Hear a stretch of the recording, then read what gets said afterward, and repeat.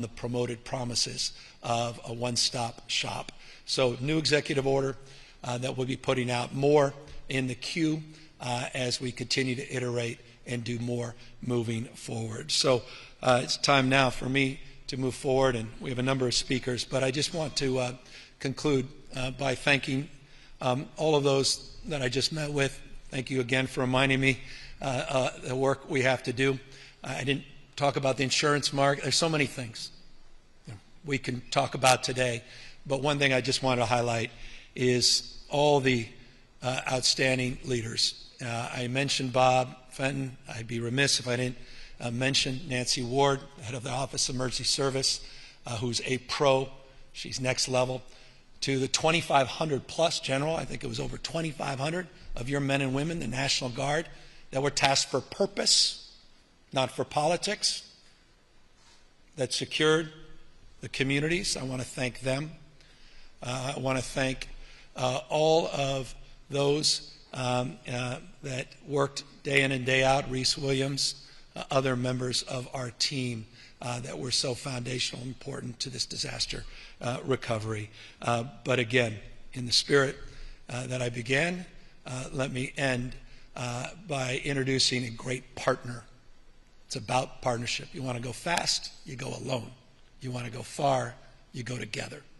In that spirit, we have a champion of partnership who's just been extraordinary, without exception, throughout the last many months, and we count on her going forward. It is my honor to introduce Supervisor Barger. Thank you.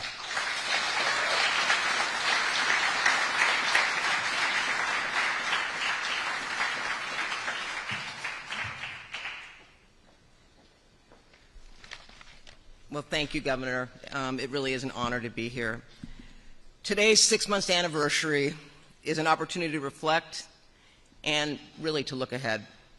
I applaud the extraordinary, and I cannot emphasize it enough, the extraordinary collaborations that have fueled our recovery progress. I want to thank our federal partners, the Environmental Protection Agency, and the incredible U.S. Army Corps of Engineers for their swift and effective work to clear more than 10,000 properties. 10,000 properties in 6 months. I express my deep, deep appreciation to Governor Gavin Newsom and his entire administration for helping our county meet recovery challenges head-on. Since day one, Governor Newsom and I shared a core commitment that I made clear. Rebuilding our communities is not and will not be the sole burden on our survivors. The state of California has been a true partner, helping our county remove unnecessary regulatory burdens, bringing resources along with funding, and quickly moving with practical, people-first solutions. I also appreciate Mayor Karen Bass's partnership. We've worked hard to lead concurrent efforts across both the Palisades and the Eaton Fire areas. I want to acknowledge my colleague, Lindsay Horvath, who represents the Palisades area impacted by these fires. As chair of the board, my responsibility is to the entire county. But I want to be clear.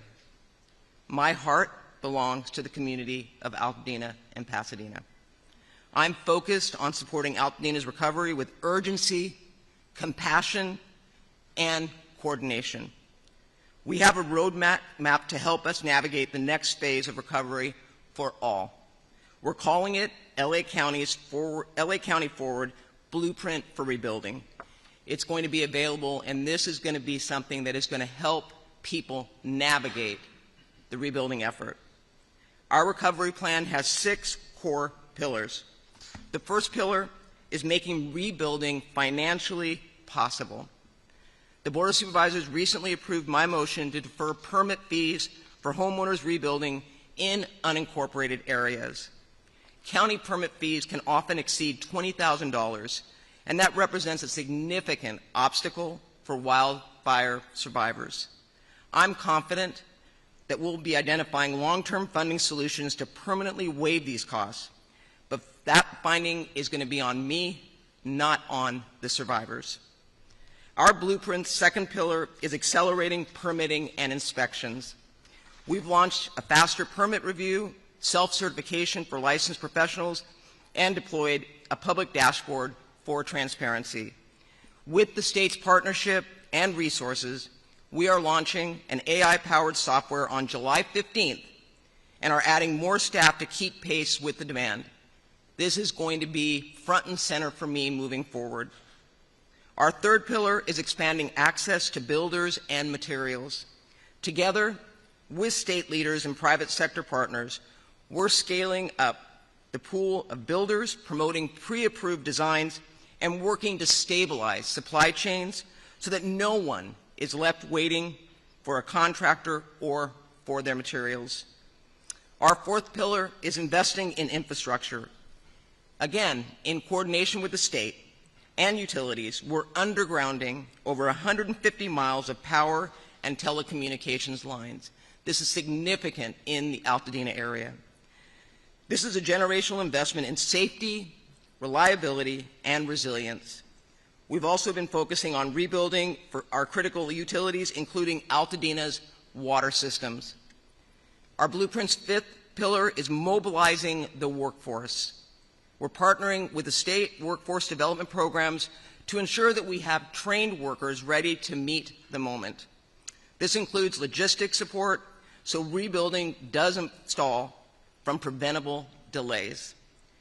Our blueprint's sixth and final pillar is bringing back community services.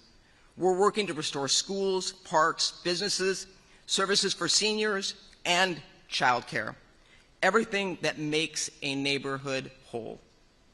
I want to look to you, Governor, and thank you for your partnership. You have been incredible, and this is what happens when you work together and put the needs of your community first. So I want to give you a round of applause.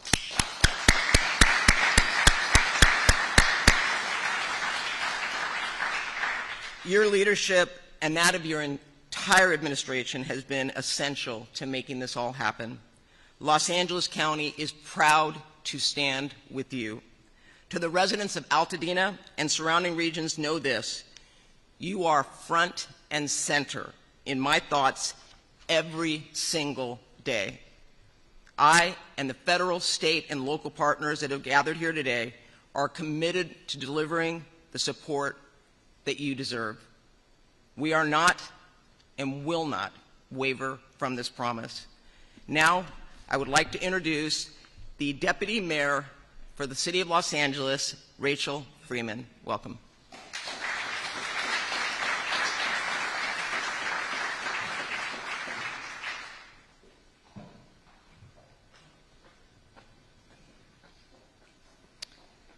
Thank you, Supervisor, and good afternoon, everyone. Due to an emerging event, unfortunately, Mayor Bass is not able to join us today, but I'll be providing some remarks on her behalf, and it's an honor and a privilege to be here with you all today. I first want to take a moment to acknowledge the devastation in Central Texas right now and the heartbreak that communities experienced after what should have been a celebratory July 4th weekend. Our hearts are with all of Central Texas right now. I think we all woke up this morning with the same thought, that it's truly hard to believe it's been 6 months since one of the worst natural disasters in state's history. And although 6 months have passed, we cannot thank our firefighters and first responders enough for their ongoing bravery and dedication. They are LA's true heroes. On behalf of Mayor Bass, I want to thank Governor Newsom, Supervisor Barger, for every step of the way they have been collaborative and collective in our approach on this recovery.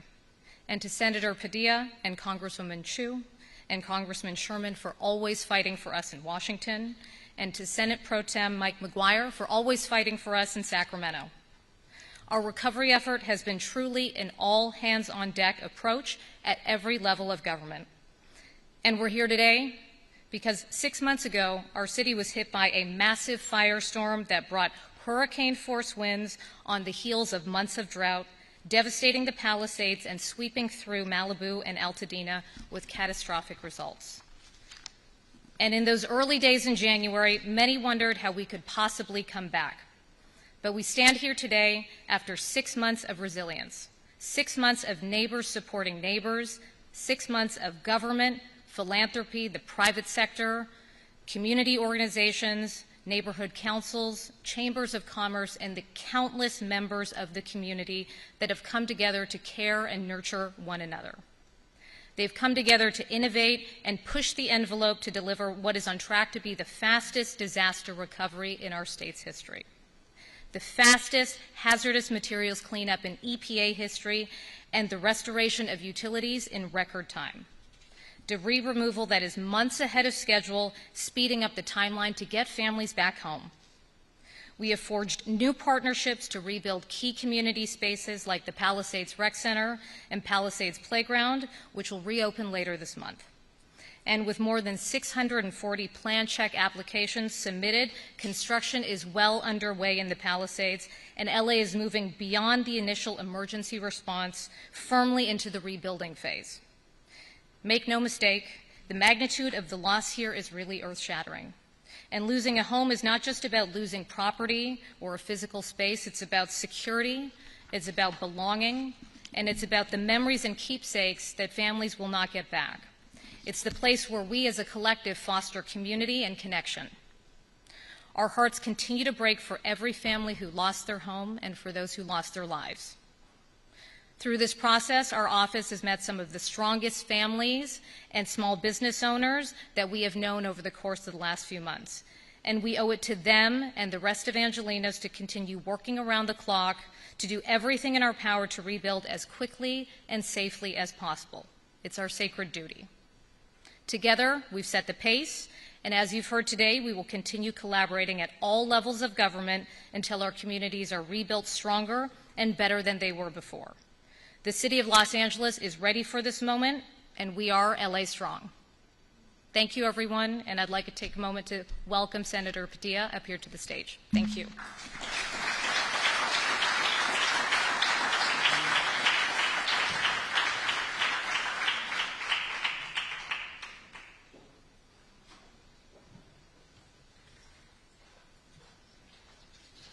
Well, good afternoon, everybody. I agree. It's hard to believe it's been 6 months. Los Angeles has been through a lot. Our country's been through a lot. Our communities are going through a lot. But if the teamwork of this year to date is any indicator, I know we'll continue to get through. We're going to get through, and we'll be stronger and more resilient than ever in so many ways. You hear a lot of thank yous today, and it is indicative of the partnerships that have really risen to the occasion, not just federal, state, and local agencies and all the expertise at the federal level from FEMA and the Army Corps of Engineers and EPA and others that I'll talk about here in a minute, but so many state departments and agencies, county departments and agencies, city departments and agencies, and yes, even elected officials. I think a lot of times constituents can be a little cynical when they witness a lot of finger pointing on TV and nowadays through social media, but that's not what you have right now. You have embracing and people truly working together. And so in that spirit, I too want to thank the leadership, the tirelessness of Governor Gavin Newsom.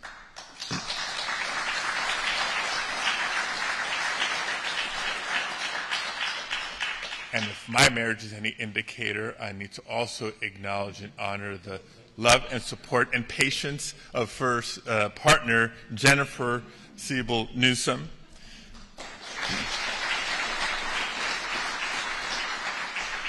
Our county supervisors, our mayors, not just Mayor Bass, Mayor Gordo, so many others.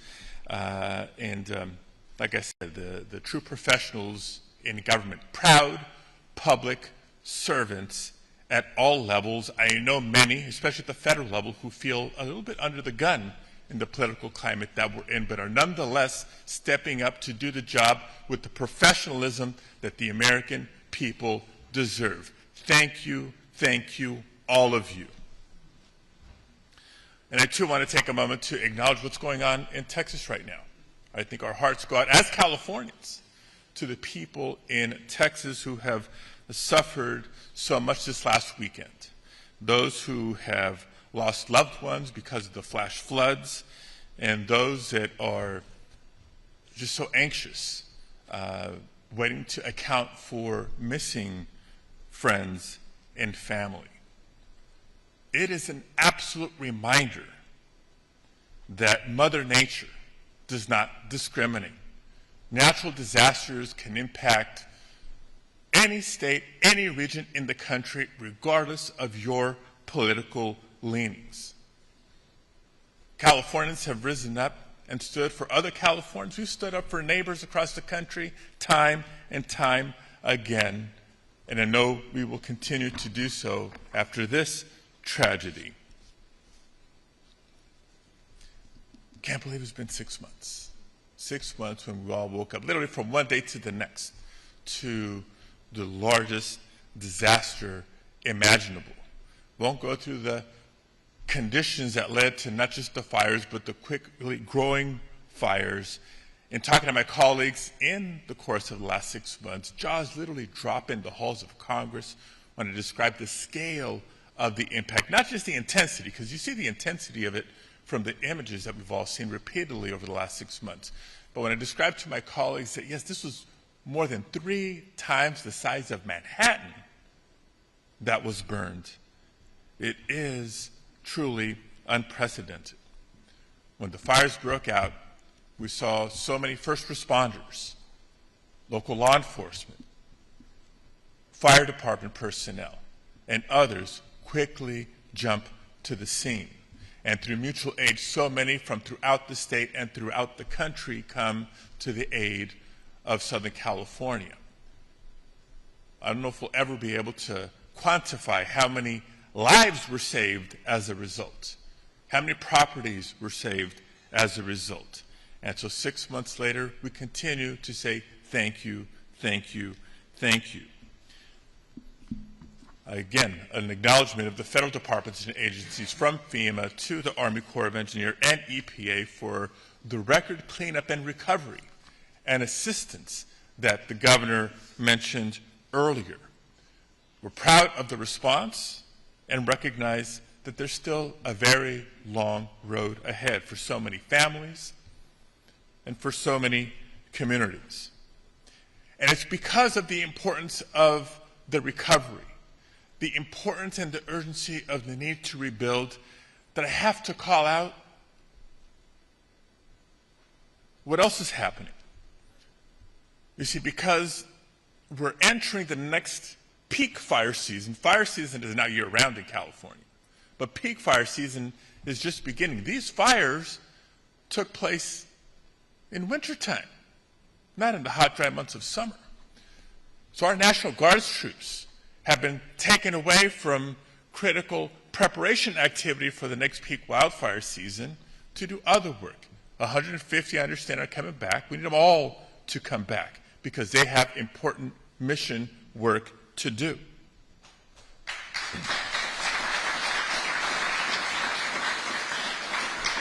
This is the time to be investing more in FEMA and empowering FEMA, not attacking FEMA or threatening to eliminate FEMA.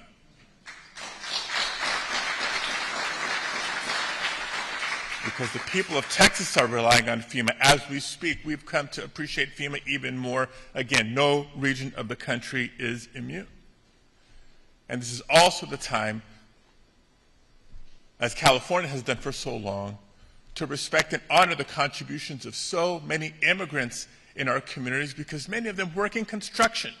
They're the construction workers that we need to continue the rebuilding process for our communities. This is absolutely not the time to threaten or terrorize construction workers and their families in our community. I say this because I'm proud to represent California. California will always answer the call to help our neighbors. And we'll figure out a way through the budget reconciliation impacts, not just in the healthcare space, but in so many other areas of the federal budget, that are so critical for communities in times of disasters and in recovery from disasters. And I'll continue to fight for the communities of Pasadena, Altadena, the Palisades, and others that have been impacted this year. Now, before I turn it over to our next speaker, just a few remarks in Spanish for the Spanish language press that is here. Estamos aquí reconociendo los 6 meses que han pasado desde de los incendios enormes de este enero pasado. Hemos pasado por bien mucho como comunidad, como la región de Los Ángeles y como el país, los Estados Unidos de América. Pero el progreso en reconstruyendo, preparando nuestras comunidades para reconstruir, ha sido posible por la colaboración de tantos niveles del gobierno, tantos oficiales y tantos departamentos y agencias que saben que el compromiso número 1 es a los residentes de nuestras comunidades. Tenemos un largo camino todavía enfrente de nosotros, pero siguiendo unidos vamos a tomar esos pasos y a reconstruir no solo nuestros hogares, no solo nuestros vecindarios, pero nuestras vidas. Reconocemos el sufrimiento que está ocurriendo ahorita en el estado de Texas y los apoyaremos como sea posible. Pero reconocemos ese desastre, los desastres de enero aquí en California y otros en otras regiones del país, para recordarnos la importancia de invertir más en los departamentos y agencias que vienen a ayudarnos en momentos de desastre, no tratar de recortar los fondos como esta administración ha proponido y lo está haciendo. Es tiempo de invertir más y apoderar los profesionales del gobierno federal y estatal y local, porque bien entienden los residentes de Texas en este momento y otras regiones del país en sus momentos de crisis. Yo seguiré comprometido a asegurar los recursos necesarios vienen a nuestra comunidad para seguir no solo reconstruyendo, pero recuperando como comunidad.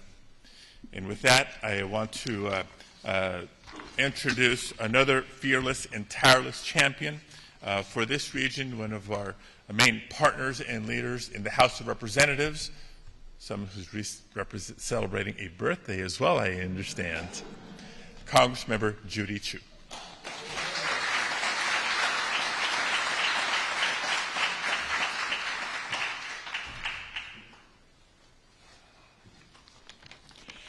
Thank you, Senator Padilla. And thank you, Governor Newsom, for bringing us together today and for your incredibly strong and unwavering leadership over the last 6 months. The night of January 7th was one of the darkest moments our communities have ever faced. In my district, which includes Altadena and Pasadena, the Eaton fire destroyed nearly 9,500 structures, displaced over 20,000 people, and claimed the lives of 18 of our neighbors. But in that time of immense fear and uncertainty, we saw our communities come together like never before. Heroic first responders risked their lives to protect ours. Regional and national advocates and organizations, including PCC, opened up emergency food and donation banks for the many survivors who fled with only their clothes on. And the brave survivors of this wildfire showed their incredible resiliency. I heard from so many people who, despite having their own home burned down, helped their neighbors through the most trying of times. And I was so grateful for the response of our federal agencies, from the SBA Disaster Assistance Program to EPA to our U.S. Army Corps of Engineers, and of course FEMA, which has been nothing short of life-saving. Since January, FEMA has delivered more than $140 million in direct federal aid to the survivors of the Eaton and Palisades fire. Thousands have received temporary housing and other life-saving services. But I'm continuing to push FEMA to use every tool available, including the direct lease program, to make sure, thank you, to make sure that every survivor has a roof over their head as they continue to rebuild their lives. But while our communities are still picking up the pieces, President Trump has threatened to eliminate FEMA entirely, slash funding for local firefighters and emergency responders, and withhold federal aid from California. And this is why I have to say, right this minute, wildfires have no political affiliation. Disaster recovery should never be used as leverage, whether the disaster is in California, North Carolina, or Texas. I certainly will not stop fighting in Congress to fulfill Governor Newsom's request and pass a $40 billion supplemental disaster package with no strings attached.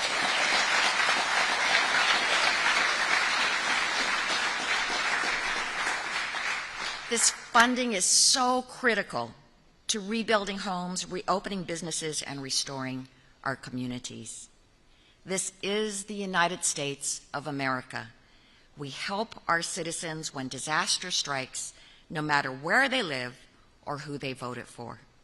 So to both the Palisades and Eaton Fire survivors, I say, we are still here, we are still fighting, and we will not stop until you have everything that you need to recover and rebuild.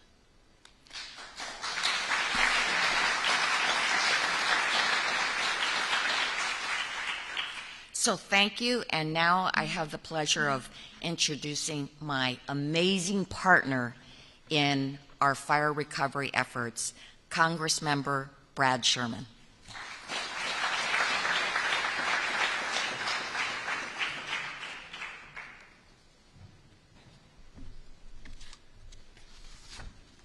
Hello, I'm Brad Sherman from America's best named city, Sherman Oaks, and I represent the San Fernando Valley and the Pacific Palisades.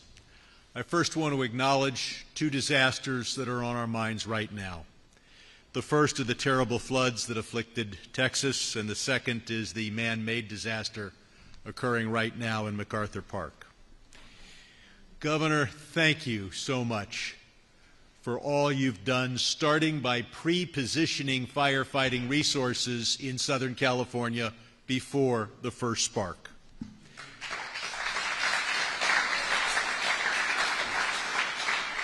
I want to thank the Biden administration for funding FEMA and SBA back in December so that it would have the resources necessary to deal with whatever afflicted us in 2025. And as a result of that and Biden declaring this a federal disaster area, the federal government has been able to do a fair amount. 11,000 loans totaling $3 billion at roughly 3% interest.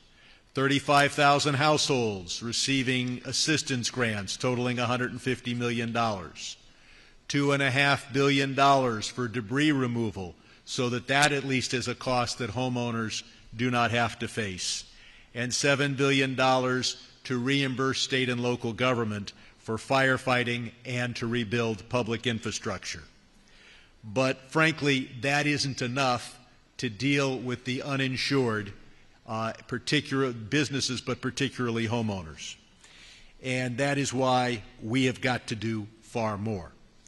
Now, President Trump came to the Palisades just hours, days after the fires.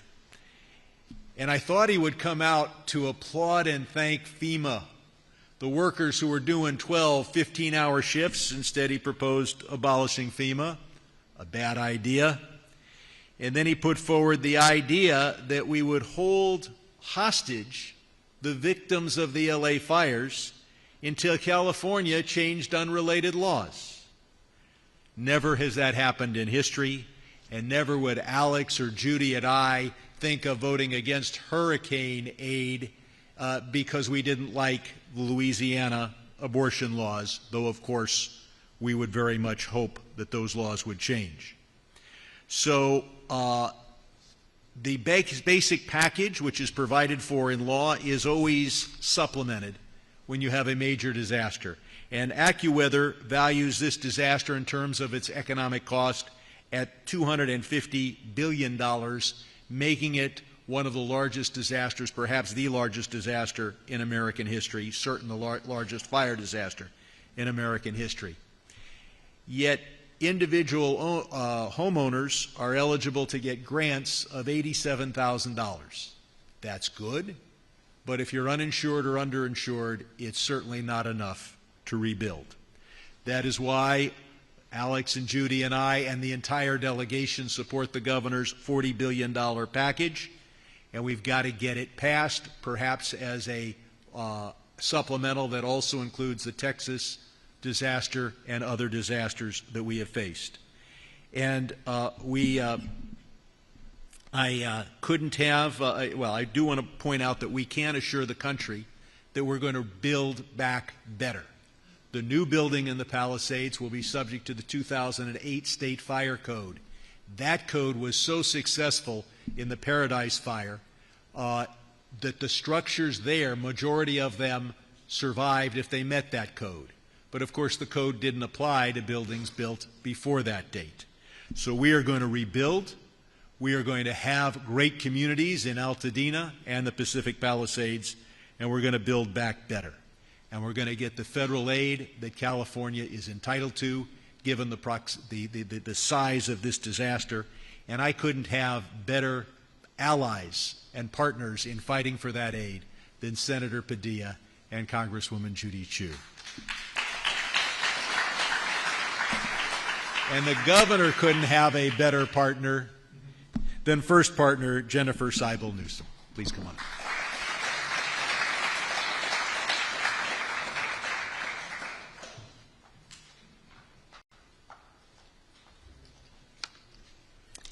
Buenos días. Cuando visité a Los Ángeles durante los incendios, conocí a muchas personas que, a pesar de enfrentar tanto sufrimiento y pérdida, ayudaron a sus vecinos, como le dijo Judy, entregando comida, donando ropa, rescatando mascotas y abriendo sus casas a quienes habían perdido sus casas. Servidores públicos de todo tipo, líderes religiosos, educadores y comunidades enteras, incluyendo nuestras comunidades inmigrantes, se unieron para que nuestros hijos regresaran a las escuelas, nuestras bibliotecas abrieron y nuestros parques, negocios y carreteras volvieron a funcionar. El trabajo continúa. Y en eso ustedes continúan mostrando a cada uno de ustedes y al mundo entero lo mejor de esa comunidad. California recibe muchas críticas, pero su éxito es muy claro. El sueño californiano y esta ciudad, su latida, sigue siendo la mayor historia de éxito del mundo.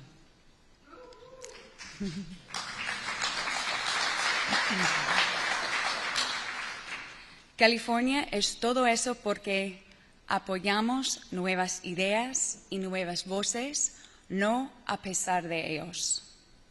No creemos que si ganamos, otras personas tengan que sufrir. Que si protegemos a nuestro clima o a las comunidades inmigrantes, nuestra economía fracasará. No vemos al mundo ni a nuestros vecinos como enemigos, los vemos como amigos. Somos el centro de inclusión, innovación y libertad en todo el mundo y una fuerza cultural y económica, porque nos apoyamos en nuestra creatividad, y nuestras diferencias. Y siempre, siempre miramos hacia el futuro. Todavía tenemos mucho más por hacer y un largo camino por delante en la reconstrucción, pero yo sé que los californianos y los angelinos harán lo que siempre han hecho: arremangarse y mirar hacia el futuro con soleado optimismo, tratar a nuestros vecinos con amabilidad y tolerancia y seguir soñando en grande. Porque cuando nos unimos y seguimos viendo hacia el futuro, nada nos puede detener.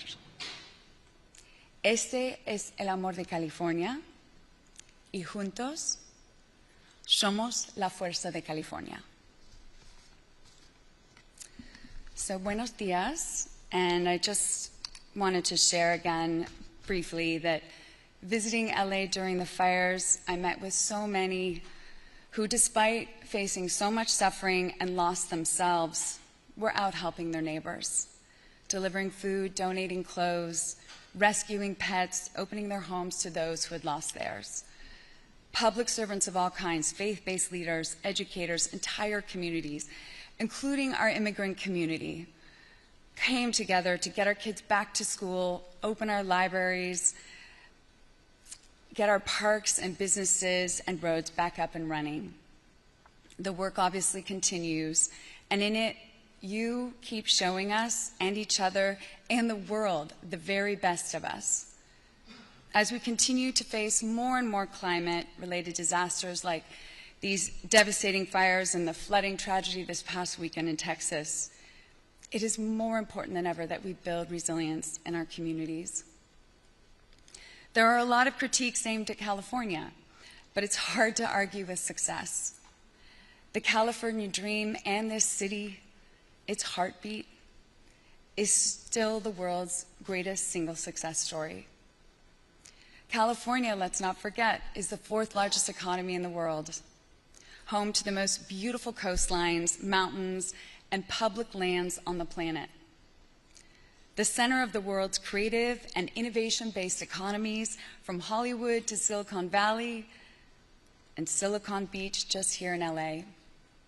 The state with the most educated, diverse workforce due to our top public universities, the #1 manufacturing state in the United States, the 5th largest producer of agriculture in the world, the largest in the country, the birthplace of the environmental movement, having led the charge for clean air and water, healthier foods, and organic farming.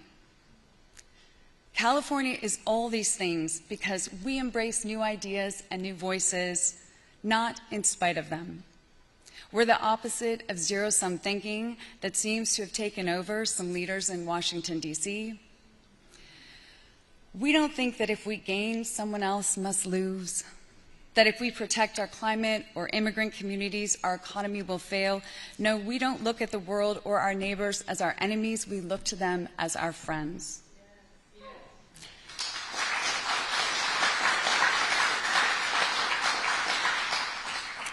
We are a beacon of inclusion, innovation, and freedom around the world, and a cultural and economic powerhouse. Because we lean into our creativity and our differences. And let's not forget, we always, always look to the future. We still have so much work to do and a long road ahead of rebuilding.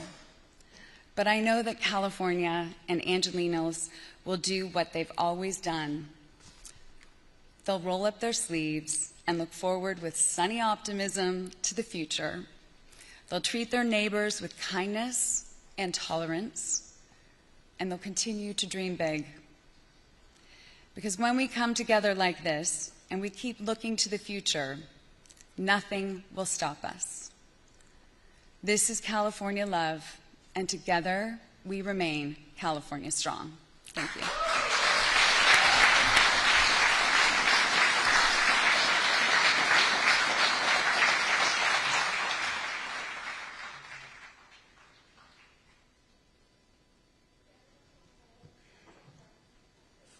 our guests here in the room. If you could stay near your seats while our friends in the media exit to my right, out this door once they came in. Let's let the cameras get out of the room first.